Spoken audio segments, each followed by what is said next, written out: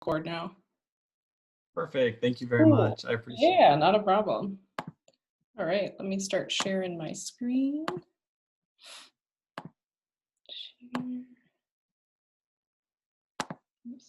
All right, can you guys see and hear and everything? All right, Yep. cool. Let me minimize this a little bit. All right, well, thanks for joining us. My name is Renee Duff, and I have Chrissy Pidanowski here with us. We'll go into our kind of our stories in a little bit. I'm a meteorologist. Chrissy is as well, but we all, she actually moved to HR to hire for the whole company within the past year or two. And I actually have taken on an additional role as assistant forecaster hiring coordinator for Accuweather. So we're excited. We'll talk more about our journeys coming up. But we're looking forward to talking about some opportunities at Accuweather, maybe if you're not familiar with the company, a little more about us, and also some new openings that we have that some of you may be able to apply for. So just to get started here, a little bit about Accuweather. We are the world's leading global weather and media company.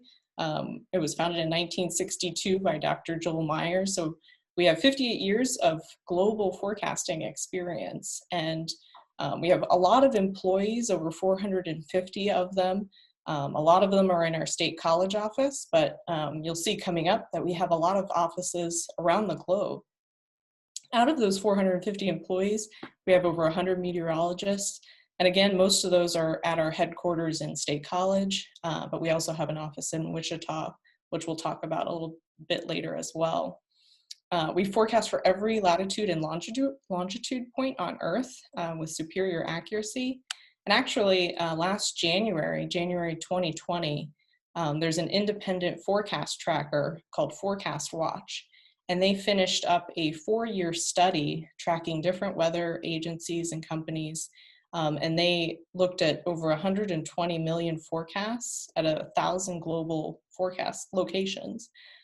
They looked at temperature, wind, and precipitation in the 1 to 5 day period. And through that 4 years, they found that Accuweather was the most accurate source for weather information based on that sample set. And everything we do, we really stand behind what our mission statement is. And that's to save lives, protect property, while also expanding Accuweather as a healthy and profitable business. Like I mentioned, we're global. Our main headquarters is in State College, Pennsylvania, right in the center of Pennsylvania there. And, you know, State College is a great place. It's a college town. So, you know, you've got the bars, restaurants, a lot of sporting activities. But you also have, it's right in the mountains here. So you can go 10 minutes outside of town and enjoy a nice hike or bike. There's plenty of trails and whatnot.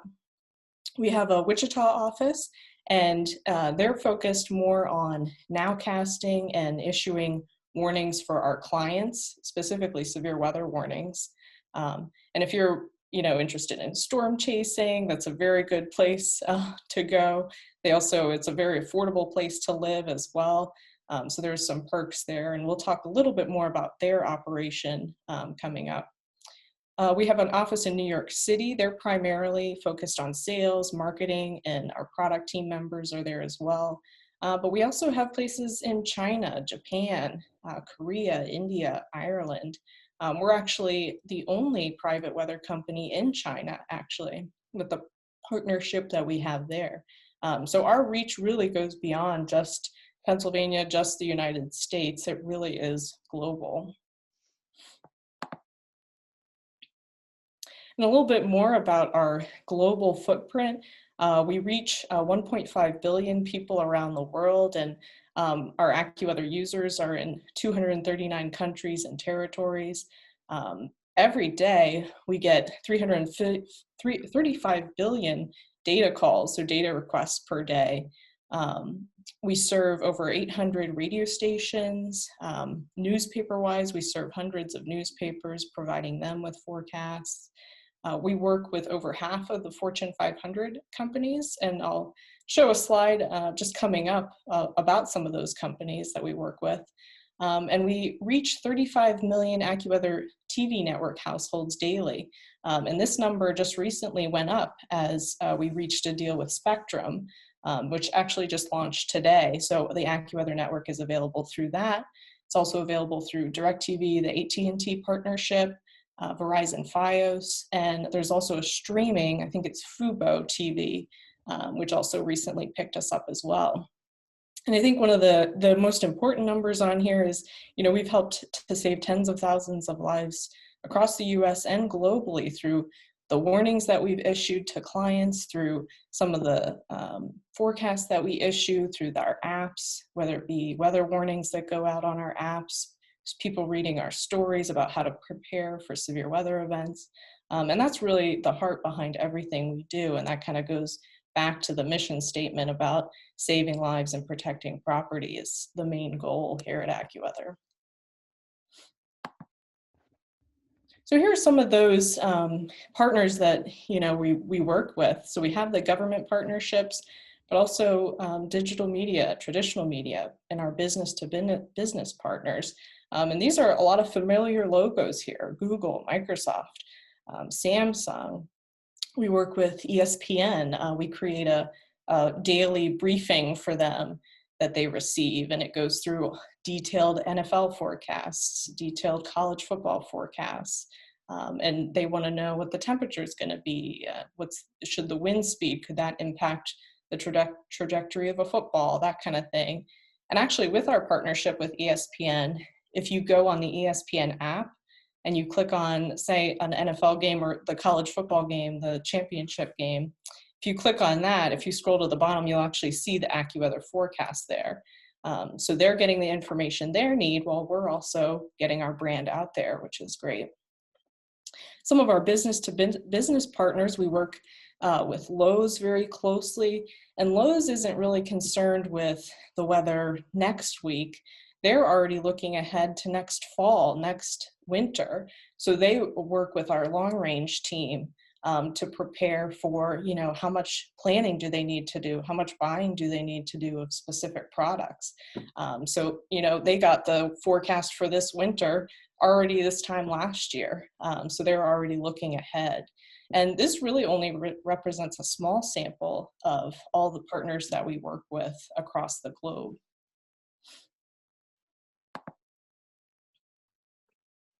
We like to say, the sky's the limit for our meteorologists at AccuWeather.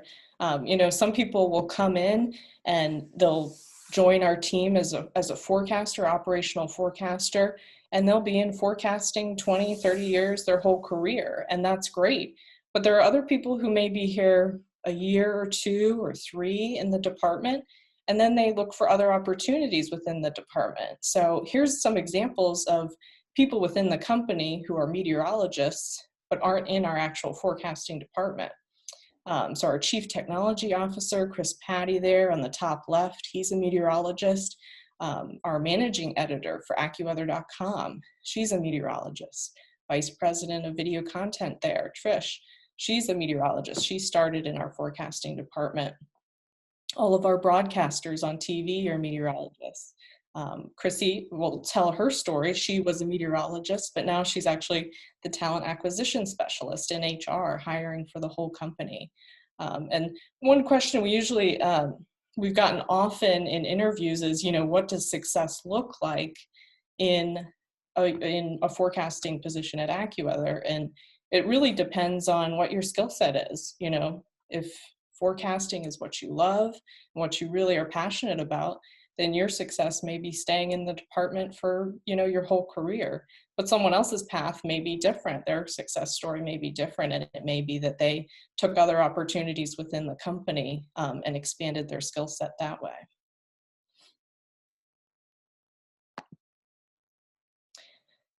A little look into the day in the life of looking into an operational forecaster, what we typically do on a basis. And, it could be a day, a night, the weather never sleeps. We're a 24/7 operation. There is shift work. I'm more often on the night shift. So, you have to be prepared for that shifting hours and that kind of thing. We do a lot of editing of our digital forecast database. And this is what drives the forecast to our apps, to tablets, to Accuweather.com, to our clients. Within this database, you can edit precipitation, rain and snow. You can add ice. You can add wind, change how high wind gusts are going to be, change snow amounts, that type of thing. And we can also add in impact statements. So, you know, someone sees, oh, it's going to snow on Wednesday, but is the snow going to stick on the roadways? So we can put in a special statement, we like to call it, of roads could be slippery or snow-packed and slippery, just giving the user more information to help them make decisions. This database isn't just for North America, it's for all around the globe. We have different map backgrounds that we can edit all across the globe. We also do forecasts for traditional media. So radio, TV, newspaper.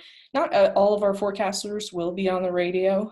Dean here, he's one of our mainstay early morning broadcasters. He is on a lot of our bigger radio clients in New York City and Chicago, Boston, Detroit. We also have people who focus strictly on TV forecasts. We have a partnership with ABC, and we provide forecasts for WABC in New York City and WPBI in Philadelphia and in Los Angeles and in all the different ABC affiliates across the United States. We do provide briefings for our on-air talent. Now, all of our meteorologists who are on the AccuWeather network are meteorologists. They have a meteorology degree, but since, you know, the information they're presenting needs to be consistent with the information that is seen on our apps and Accuweather.com, they get briefings from us to kind of get the latest thinking of the team, since it is a consensus team forecast. So we'll brief our on-air talent of latest changes that we've made in the forecast, what we're thinking. I do a lot of this next bullet point, creating content for Accuweather.com and the app. I'll go into a little bit more about that later, but we write stories, forecast stories about different weather events that are coming up. We'll also issue weather warnings for clients that are specific to their needs, and also any customer briefings and handling requests that will come up throughout the shift that may not be scheduled, but need to be taken care of. And just a little blurb about how we've been adapting during the pandemic. Really only essential workers are in the building at the moment. So there's been a group of about, I'd say 10 or 15 of us who have been kind of a core group who have stayed in the building since March. But really, AccuWeather was really thinking ahead before a lot of companies even started working remotely. Back in February of 2020, I was asked to be part of it was called the task force, to kind of look into all of our operations and see, would it be feasible for us to go fully remote if it had to happen? And this was before a lot of companies were even thinking of that. So because of that, you know, the foresight that our leadership had and all, we were able to transition our state college staff, and there's over 400 employees at the headquarters here. 90 to 95% of us were able to transition to remote work in just a couple of weeks, which if you had asked me at the beginning of last year if we'd be able to take our operation remotely, I would have said no way. But we've really had no disruptions in service to clients through that whole process. And we're finding new ways to collaborate on forecasts and adapt to a changing work environment. Here you see our operations floor through a Zoom call. So we have a TV set up on our operations floor that has a Zoom call on it 24/7. So that way there can be constant collaboration with people who are in the office, but also people who are working remotely. Because, you know, our whole operation is based off of consensus forecasts and the thinking of the team. So to keep that collaboration in there, this has been really vital to have that going, and something we may continue for a while here. So, you know, I think the company's really done a great job in adapting, and there are things that we're gonna take with us moving forward when we can all be back in the building, just finding new ways, new productive ways to do things. A little bit more about our Wichita office. They're recently underwent a name rebranding, so they're now called Accuweather for Business. This picture here was when they were formerly known as Accuweather Enterprise Solutions. So they're out in Wichita, Kansas, and they conduct a real-time weather watch. So they're really focused on the next few hours, the next day or two of the forecast. They issue a lot of client-specific weather warnings based on a client's criteria that are independent of the National Weather Service. So these aren't warnings that are going out on people's apps. These aren't warnings that are going out to the general public. They're going out to specific clients who have requested these warnings. And some examples of warnings: they can issue lightning warnings if lightning is within a certain mile radius of a stadium or maybe a tent structure, a concert, that type of thing. They can even issue what are called null tornado warnings. And you guys have seen the National Weather Service polygons. They can be on the larger side, but for our clients, they're only concerned about one specific site usually. So if they're under a tornado warning, our team is able to maybe issue a null tornado warning if we know that the tornado could pass to their north or to the south or well away from a manufacturing plant, that type of thing.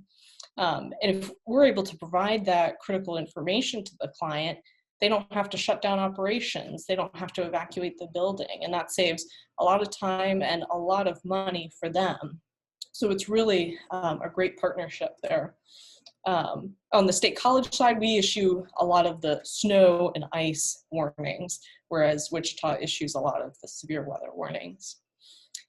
They also issue daily forecast graphics that detail hazardous weather all across North America. And they'll issue special forecasts for bigger weather events that are happening. They're always available, like I said, 24/7. It's a 24/7 operation for both of us in Wichita and State College. So they have to be ready to brief clients over the phone. And there's constant collaboration between the State College and Wichita offices because some of the clients, they'll get information from Wichita and they'll get information from State College. So we got to make sure we're on the same page with the forecast to make sure there's consistent messaging to the client. So a little bit more about our journeys here at Accuweather. I'll start off here. So I went to school at Millersville University in Lancaster, just outside of Lancaster, Pennsylvania. I'm originally from Maryland, so not too far away. And when I was at school, I knew pretty sure that I wanted to be an operational forecaster. Since I knew so strongly that I wanted to do it, I was like, maybe I'll try a research internship just to be sure that I don't want to go to graduate school. I did a research internship in Colorado. It was a great experience, but I realized it wasn't for me. I did not like doing anything with computer programming or research. So it kind of reconfirmed that internship was good for me because it reconfirmed what I thought I knew already about what I wanted to do. So after college, I applied for a bunch of different jobs. It took about 4 to 5 months to land the job here at Accuweather. So I've been here for a little over 5 years now. Started off being a mainstay writer for our website on the overnight shift, and I continue to do that schedule on a regular basis. I've also gotten into a schedule called shift coordinating, which is basically you're the leader of the shift. You're making sure all our products are going out on time, that if someone calls out sick, that their scheduled duties are covered, those type of things. And a little over a year now, so I also took on the additional role of assistant forecaster hiring coordinator. So I'm helping out our hiring team, looking through resumes, conducting interviews with the rest of the team, doing presentations like this.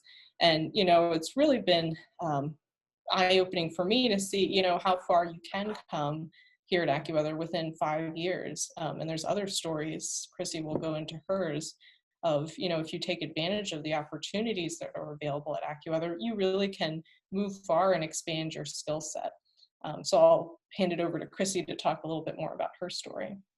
All right, thank you, Renee. And So yes, I am a meteorologist too, even though I'm in HR, but my journey to the weather, I'm sure most of you, had the love of the weather at a young age. We always say it's like all of us meteorologists have an extra gene or something of why you developed, just always love the weather. And I grew up on a dairy farm, north central Pennsylvania, went to Penn State, got my degree in 2004. And when I was growing up, I thought I'd be on TV, but I decided I'll tell this story in a little bit later, but I shifted focus to operational forecasting and was fortunate enough right out of school, got the job at Accuweather and was with the forecasting team for 15 years. And I did a lot of actually, ironically, what Renee does now. I wrote a lot of stories for Accuweather.com. I was on the radio. I did some shift coordinator, but really it was writing stories and creating the graphics with those stories that I did a lot of. Now, why am I in HR? Well, I did actually the first spring that I started at Accuweather, Dave Dombeck, he's on the hiring team. He asked if I wanted to come along to the Penn State Career Fair. And because of that, just set me on a new path. And I quickly, kept getting more and more involved with the hiring team. And it came to a couple years ago, you asked me what was my favorite part of working, and it was doing the recruiting and the outreach. And so this position opened up and I thought, why not? And here's something, a little, advice for you all. If you have something, if your heart's telling you to go for something, make them say no. Because I applied for this position no, I didn't apply. I thought about applying a few years prior, chickened out, and I was regretting it. And so when the position opened up, I jumped at it and then was fortunate enough to be selected. So now in the role, it's nice with having a STEM background because that's a lot of the careers, the jobs here at Accuweather that I'm recruiting for. They're more on the STEM side, and also with Accuweather.com, the network, because I worked with the team. I can say firsthand knowledge of what it's like. So it's nice that I had those experiences and just lend into this new one. So it's nice to venture out on a new opportunity. So that's my story, but I think this is the ultimate story of the success at Accuweather. Steve Smith, he's Accuweather's president. He started as a forecasting intern in 1997. We really just, because of how many applicants we get and just the level of experience we need for our interns, we generally have to reserve them for rising seniors. Steve was a rising junior. So he was a sophomore when we selected him to be an intern. And so he was with us as an intern 2 years. And then he moved on to the full-time meteorologist position, went into IT, went into digital media.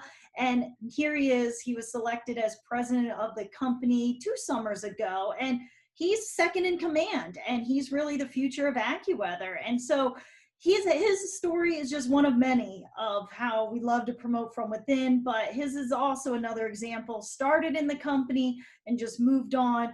And the awesome thing, that smile you see there, I mean, Steve is such a personable person. You're walking around the building when life's normal. I mean, he's reaching out and saying hey to everyone. He definitely has an open door policy. So, definitely.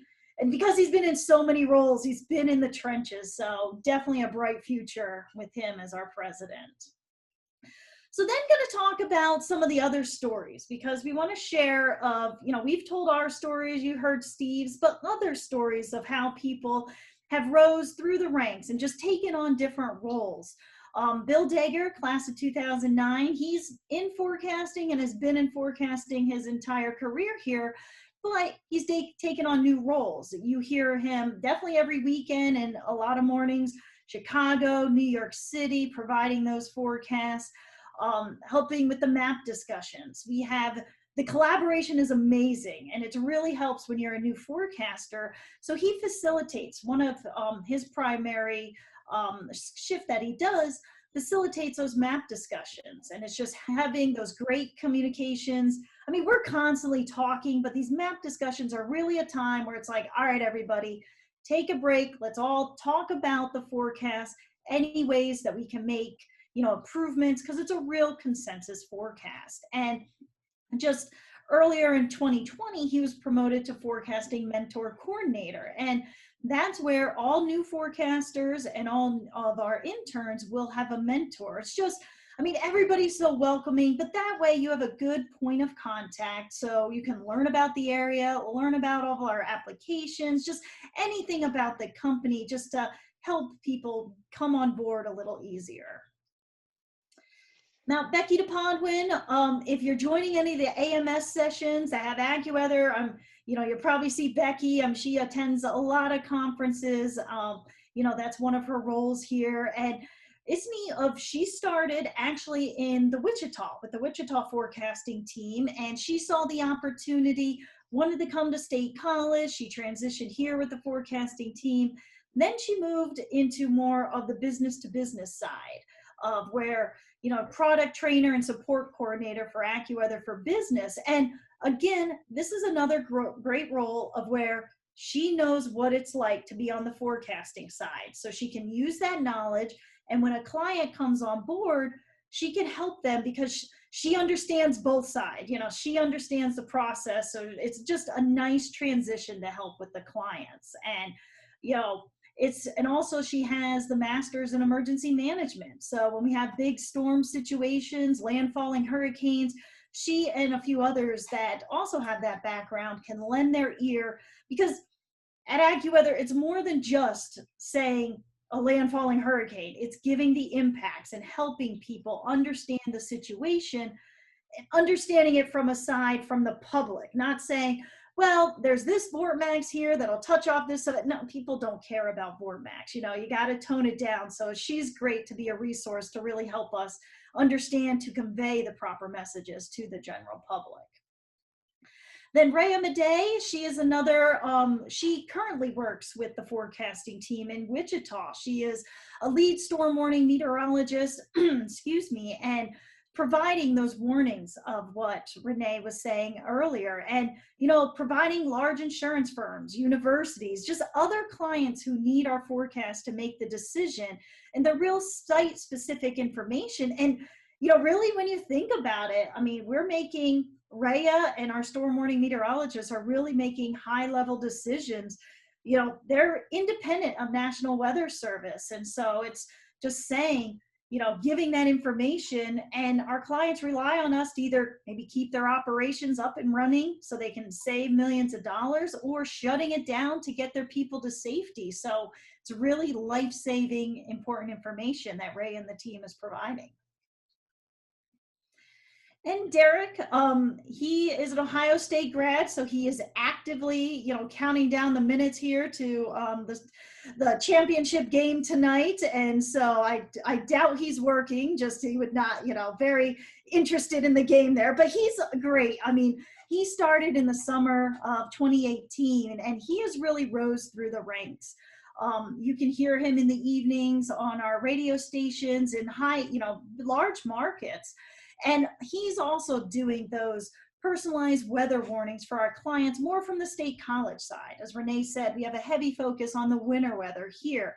But in his short tenure, he again was right there providing some of these warnings to our clients. And Brittany Boyer, class of 2011, she is one of our on-air meteorologists here for the AccuWeather television network. And our on-air talent, it's not just being on the network, which we're in millions of homes, but we also do live hits for Fox News, ABC News, CGN TV. That's actually an international TV client. And so it's just anytime we're called on, because, we want to offer our services of, of our meteorologists can, help explain the situation, by getting to an even larger audience, like on ABC News, we'll provide that information. And, here you can see Brittany's story of, she was at AccuWeather part-time as a senior, and then she heard about, this opportunity. And because she developed those relationships, we definitely brought her back, and you'll see her. She's primarily in the morning hours here on the network, and definitely a great addition to the team. All right, I'll pick back up here for a few more slides. So I wanted to touch base on, what what are the qualities that we look for future AccuWeather meteorologists and interns? Communication is huge. You need to have really strong, excellent communication skills, not just verbal communication. There is a lot of that with collaborating with teammates, with talking with clients on the phone, through email, but also written.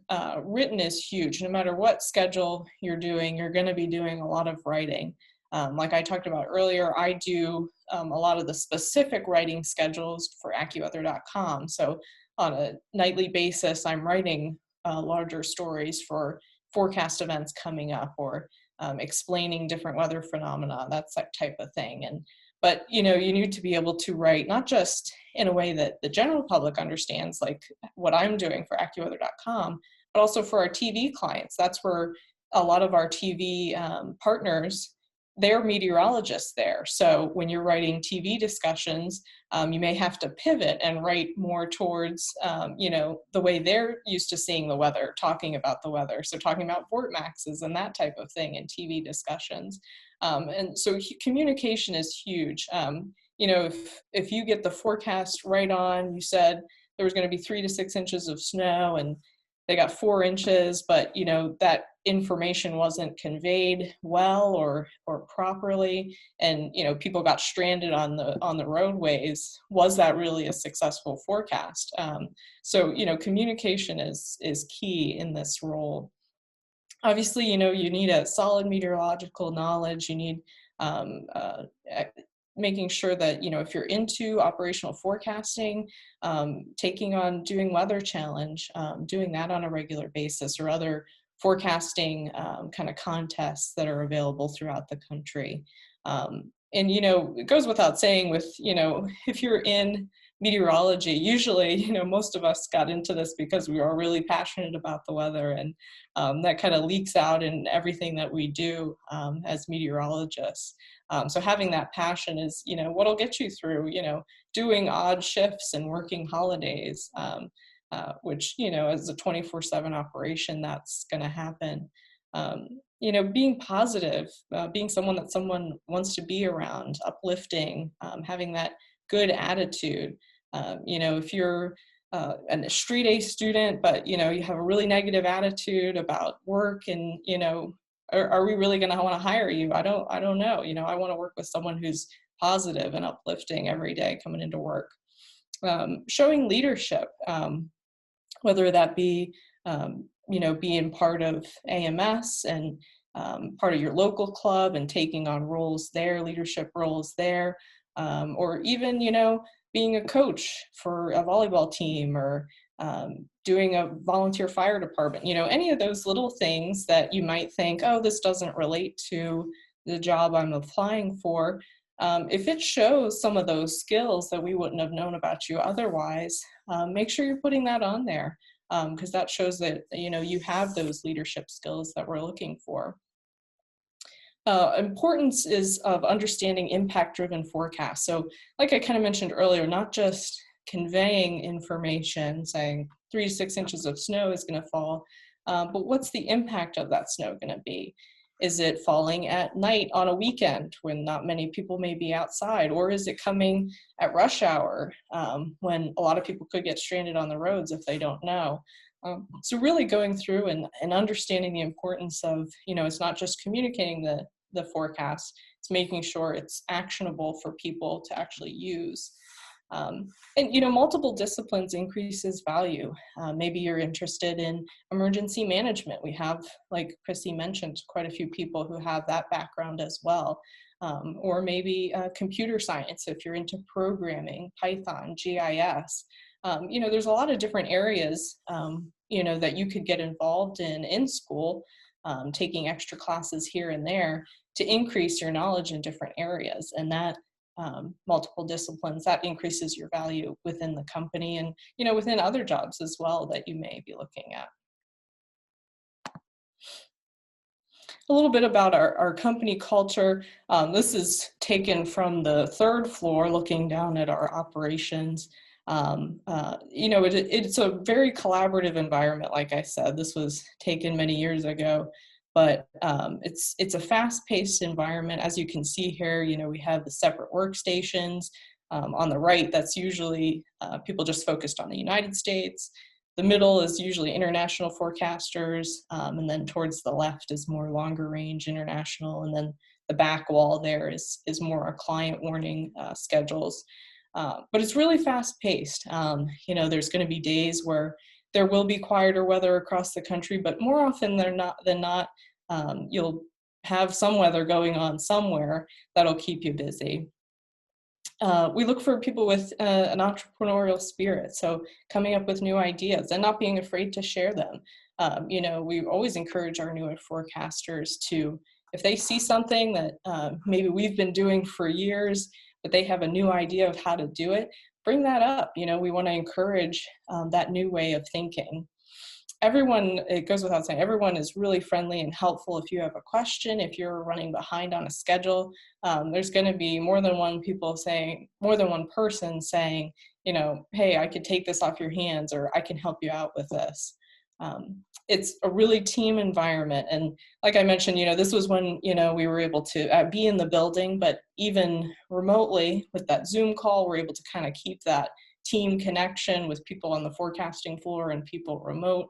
As you've seen with all the different stories, there are plenty of opportunities for career advancement and development. So don't be afraid to take on or apply for things that, maybe you don't think exactly match your skill set, because it could, really advance your career in a way you hadn't thought before.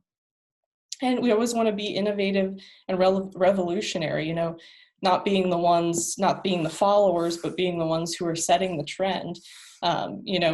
When Dr. Joel Myers started the company, and Accuweather was one of the first to have the 7-day forecasts. And, people were saying, oh, that's crazy, but it's everywhere now. 7 to 10-day forecasts are on every TV station now. So we always want to be pushing the boundaries and being the one who are first to create a new product or a new idea or new ways to communicate the forecast.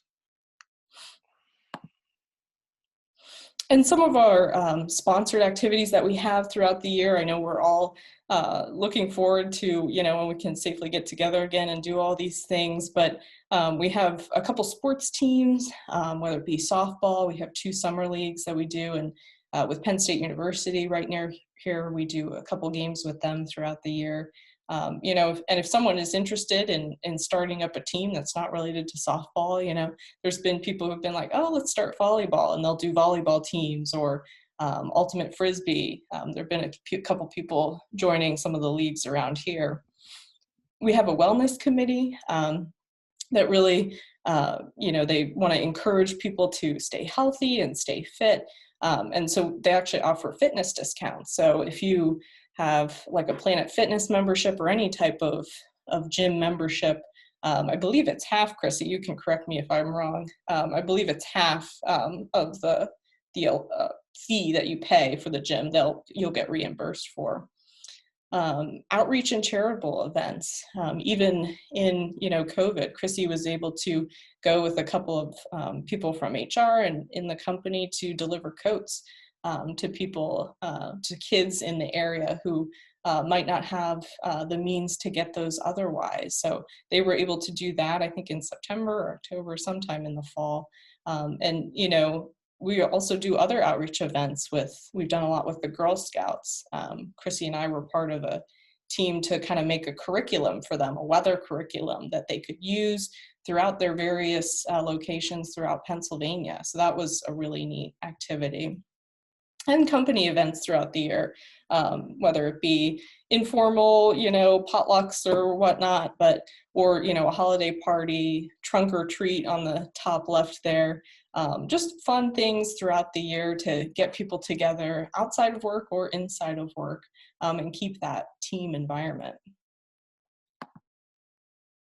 And, we have a bunch of informal events, that aren't company sponsored throughout the year, because I'll speak for Chrissy and the rest of my coworkers as well. We really kind of view us as family, the people that we work with as family. We have a lot of people who are into fishing. whether it be ice fishing or regular stream fishing. So there's a couple guys who do fishing trips throughout the year. We have a minor league baseball team right here, the State College Spikes. So we'll try and get over there and get a group of us over there every summer. And just, cookouts, get-togethers. It's a really team family environment. And, that's important to have that connection inside of work and outside of work. To really like the people that you're working with is huge, and it makes work enjoyable. Yeah, we definitely, I'll echo off of that of, we work hard, but we have fun too. So I definitely missed that one picture. It's my husband and I, we always host a big cookout with all the friends. And so definitely missed that. But looking ahead to life returning to normal, but when people ask, why have I been in AccuWeather 16 and a half years? I mean, it's the people, Renee and I hang out, and, it's a great team to work with. But the other great reasons of why to work at AccuWeather are the benefits we offer. Offer medical, dental, vision insurance. The next two, I think, are some of the really unique ones for AccuWeather. We offer unlimited sick days, and it's completely separate from your vacation time. And that's nice because, when you don't feel well, you don't perform at your best. And it's like, all right, take the time to get better. And people ask, don't people abuse that policy? And we know I think it's just in that team mentality. I mean, more so someone comes in and you're like, why are you here? You're half dead. Go home, but people just they feel they don't want to, put extra work on someone else. But if I call out, Renee picks up some extra work. So then when she calls out, I'll pick up the extra work. It just kind of works that way. So that's a nice benefit. And then we have floating holidays, paid vacation days, new forecasters right out of school, your first full calendar year, you'll get 19 days of paid time off. So that's a huge benefit. The weather doesn't sleep, take holidays. So it's a nice bonus for working holidays. You get catered meals, bonus pay. We also have a company match 401k program. And other good benefit of working at a 24/7 weather company is where schedule flexibility, where you can adjust your days off if it works in the schedule. So when I worked, my normal days off were Monday, Tuesday. Well, if I needed a weekend, I might work one or both of those days, save up some vacation time. So it's nice to have that. And the nice thing is frequent recognition and awards. We have within the department awards, just the small tokens of, hey, thanks for helping out. We give out Kudos. And so we just give them out to other team members. But then we have company-wide monthly awards and annual awards too. And then as we've talked throughout this, definitely that career development and advancement opportunities to grow. All right, and also in addition to talking about the company, just wanted to also help you all out with giving some job search tips because, the meteorological community, we're small. I mean, Renee and I have been in your shoes looking for jobs. So, we're happy to be a resource for you. Even if you aren't interested in working at AccuWeather, we welcome you. Reach out to us on LinkedIn. We're happy to provide some career advice. And some of the ones for all of you, when you're submitting a resume, double, triple, 4 times check those resumes and cover letters. And another tip, when you're submitting a resume, submit it as a PDF, not a Word document. The main reason is a lot of Word applications now, sometimes based on settings, you might even think you have the right settings. They submit it with all the adjustments made to it. So when you see it, it almost looks like a lot of errors in it. You see all your markup. So save it as a PDF. It's always good. I always say submit a cover letter because that way, I mean, every person is different, but I think, I know for the government, they want the resumes to be like 4-page, everything you did. I think myself and, hearing some others, I think a page and a half is more than sufficient because you have to think kind of down a few bullet points, get the most relevant experiences on your resume. Think that someone, I mean, you want them to read it fully, but if someone's looking at a lot of resumes, what's going to draw them in, to stay on your resume the longest? So hit on those key points, but then also use that cover letter to explain things.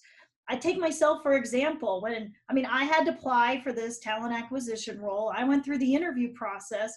So when I submitted my resume and cover letter, it was like, okay, why is a meteorologist applying for a position in HR? So on my resume, I didn't start with, all right, at Accuweather in my forecasting, I've been writing stories for Accuweather.com, that I graduated Penn State. I was hitting on my time with the forecasting hiring team, made it more relevant.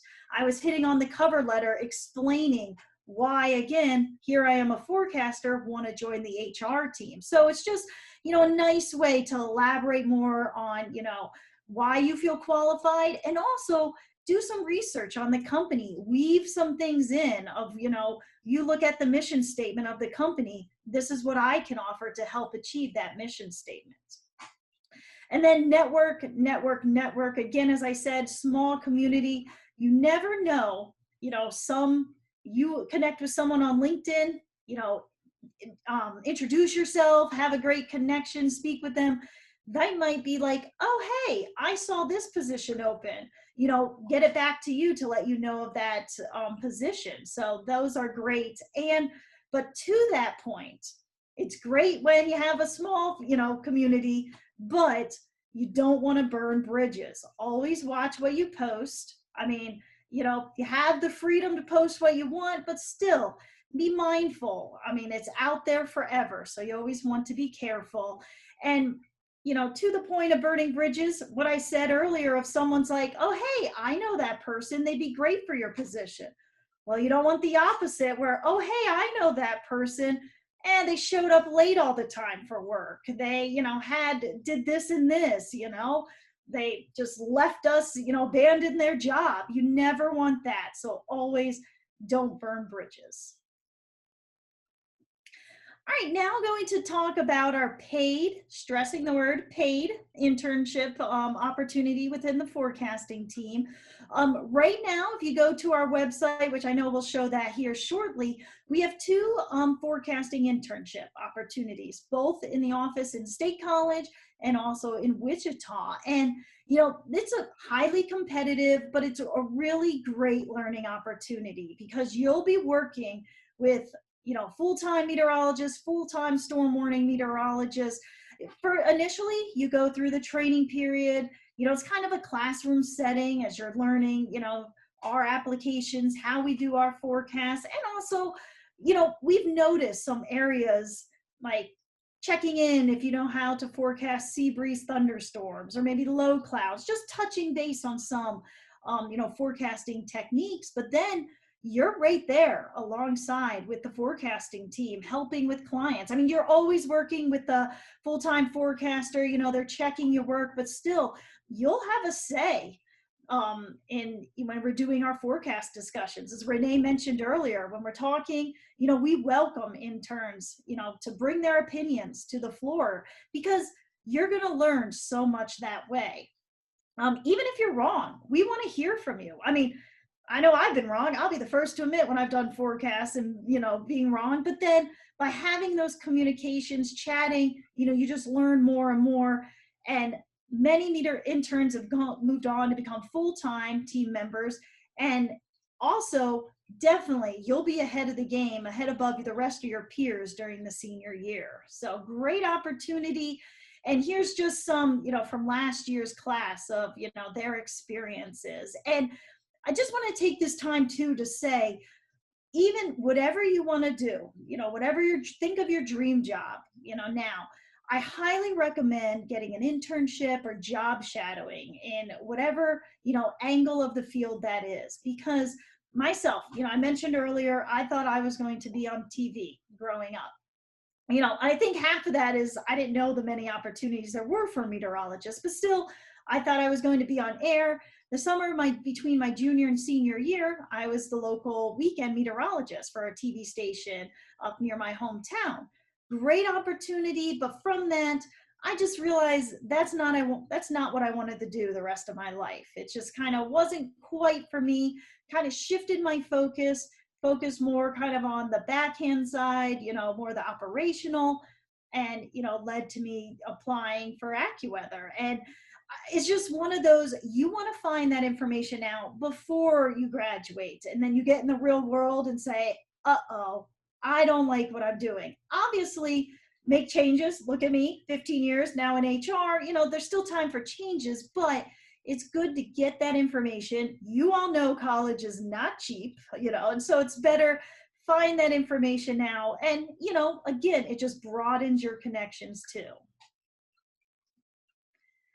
So there's our website. If you want to see all the opportunities, again, we have the 2 internship opportunities.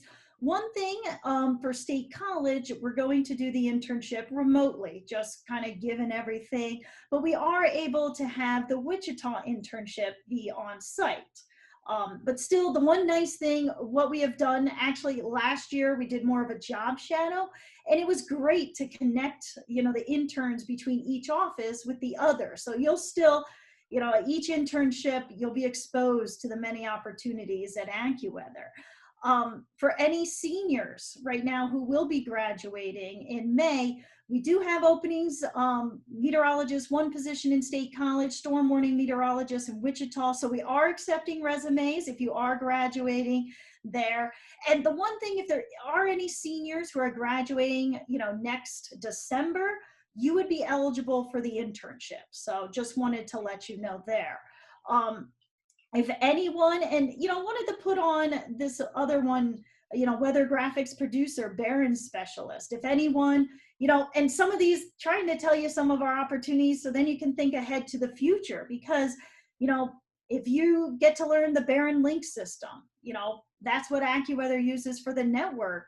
After you get some years experience, if you feel, you're really great at it, keep in touch with me, might be an opportunity down the line. Same thing if you're an on-air meteorologist, if that's your end goal. We do require, with being a national network, a few years of experience after college, but still stay in touch for those opportunities in the future. And like I said, those are the traditional ones for meteorologists, but, again, as you develop, different experiences, definitely, as we said earlier, the sky's the limit. So don't hold back. As I say, make someone say no. If you're interested, if you really have that, will, you want to be in a role, apply and, get your name out there. So. All right, well, that's the presentation we have. I'll go back to the slide with our info on, so that way you guys can write that down or whatnot if you need. But now's the time kind of for you guys, if you have any questions for us about anything, about working at AccuWeather or, life after school, whatnot, feel free to ask us now. You mind if I go real quick? Yeah. First off, I want to say I really enjoyed the presentation, and I appreciate you guys taking the time to come out and talk to us. I guess, so one thing I really appreciate about AccuWeather is the occupational mobility that you guys really stress, and the various opportunities that employees have to expand their skill sets in other positions. I wanted to ask, if a position opens up that an employee might be interested in somewhere else, somewhere out of their department, is that position, is the hiring of that position focused internally, or is it pretty objective overall to outside applicants and internal employees as well? Well, like many companies, if we have a promotion, want to promote someone in, and so we just, we welcome for all of our external postings, we have, if someone, like myself, I think that's kind of what you're asking is almost what I went through. Yeah, exactly. Yeah, had the position, it's one of those, I went through the interview process, I was right there in the mix. I mean, we love to promote from within, and so it's a great fit, but, we consider everyone, and the one thing, say I wasn't accepted, it's nice of where we promote that career development. So if I wasn't selected, then, I could work. That's the nice thing of you get your name out there. So then you can say, okay, here's what I would need to get to that path. Mm. So that's a nice with the career development there. And, we're really taking on even stronger initiative to promote that, just to kind of see, again, move people into where they feel they want to go if they can get those skill sets. But, you have to have those skill sets. If I would have applied for this role 2 years after being with the hiring team, I wouldn't have been, selected. You need a certain skill sets, but okay, what do I need to get there? Mm-hmm. Yeah, and I'll just share a little bit about, because mine's a little bit different. Like, I'm still a meteorologist, but I have an additional role of assistant forecasting hiring coordinator. And I still had to interview for that, but it wasn't like a job posting on Accuweather career page, because it was something that had to be, that's a role that needs to be already in the forecasting department.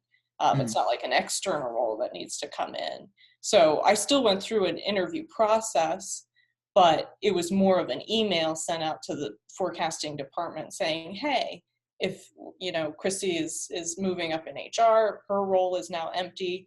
So, if you're interested, put your name out there. And then anyone who was interested, they automatically got an interview in that case. So just a little different perspective on, it was a promotion, it was an additional role, but it wasn't an external opening. It was something strictly internal. So just okay. And it's one of those, like Renee, that's not like her primary role, Right. It's a little like a subset, not like a true job that you're getting paid, it's just like the additional responsibilities there. Yeah. All right. Thank you so much, both of you. Yeah. I had a question too. Wonderful presentation again. I really enjoyed it. I was wondering what it's like when there's some crazy, say a big tornado outbreak and you're in the Wichita office. Does that mean you stay on an extra 6 hours, or does the next shift just take over? How does that all work? That's the beauty of having a large team, of where, I'm sure, we've both stayed extra to help out, but it's nice of where you can go home, and actually I've been working and people are like, go home, it's like there's someone to take over, and that helps with sicknesses, and those storm situations of where you aren't stuck those long hours, because you're not going to perform at your best when you're there so long. So that's where it's nice to have a bigger team to kind of share those responsibilities. Awesome. I had one more question. I've heard that you sign a contract with AccuWeather, sometimes like a 1 year or a 2 year. Is any of that true, or is that all just rumors? Nope, there is no contract for the operational forecasting department. They're within the on-air broadcasters, but that's the norm in that industry. On-air broadcasters have contract, but operational forecasting, please, we want to dispel that rumor of Okay. not, we are an at-will employer. And so it's just, we want you to be here, and that's where there are no contracts at Accuweather within the forecasting team. Wonderful. Thank you. There was a question in the chat. I think it was Emma. Are there any research-based positions? Yeah, right now there is not any research. However, we have, when Renee showed about, we had all the many different opportunities. We have a vice president of science, innovation, and development, and he is growing that team with more of the research side. And so there might be opportunities, keep an eye as he's growing the team. Scott, right there, top right, Scott McCarrow, Dr. Scott McCarrow joined the team. Feel free, please reach out to him on LinkedIn. He is a great, I was just chatting with him today. He's great, when we were in the office, he'd come by and he was like, hey, you want to put on your meteorologist hat today? I want to show you some, new thing. He wanted to get my thoughts from my perspective. And so keep an eye out for any new opportunities as he is looking to grow the team. Great questions. Any more? Oh, I see something in the chat. Yeah. Oh, you're welcome, Emma. Yeah, definitely. Thank you for the question. I had a question real quick. I was wondering how long the 2 open positions are going to stay open before you close them? Full-time or the internships? The full-time ones. The full-time ones, at least through the end of the month, probably into early February. Yeah, they'll be open at least through that. Okay. Yeah. Thank you. Yeah, I don't think we have a specific date that we're closing, but yeah, that's a good general idea of the time frame. I do have a question about the mentoring program that you guys touched on earlier, and I think to me, I'm really excited about that because I'm not gonna lie, I don't want to speak for everybody, but I was worried I would just be thrown in a job and they just say, okay, do it. And as great as the program, the meteorology program and classes are at Tech, I just don't know if I could confidently say that I'd be ready to be just tossed in with the Sharks for an operational forecasting position. So I really appreciate that's something that you guys have developed at Accuweather. But how long is that term of mentoring? Yeah. I can start there, Chrissy, and then if you can add on. And actually, I think originally the idea was it was like maybe like the first few months, year kind of thing, where, you would stay connected with them and, help them out with any questions, that type of thing. But when we brought up Bill Dager, who was promoted to forecasting mentor coordinator earlier in 2020, he's really kind of made it his goal to make it a longer term thing than just once you're new. And as an example, my mentor was actually Becky Dupadwin, who we showed her story. And so, the first few months I was here, she took me out on hikes and, we went out and she answered any questions I had. And even now, I don't see her as much just within her role now. But, we'll still keep in contact. And now I have a mentor. Her name's Mary. She started last July, but I mean, we have become the best of friends. And so, we stay in close contact with each other. And, one of Bill's things too is, he wants to make sure that we actually, when we bring someone on now, we do like meet and greets with our team.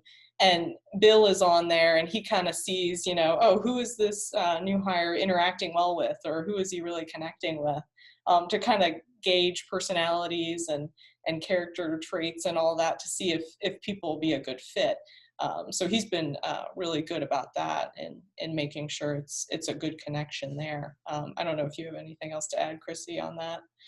Yeah, no, that's a great, and the one nice thing is you don't get thrown to the wolves, as you were alluding, but you go through such a training period, like your first, weeks there. I mean, it's kind of, again, back to some classroom setting there of you're learning things. So we always say, we don't have you come in, have your first day with me with HR and say, all right, go at it, have fun. Yeah.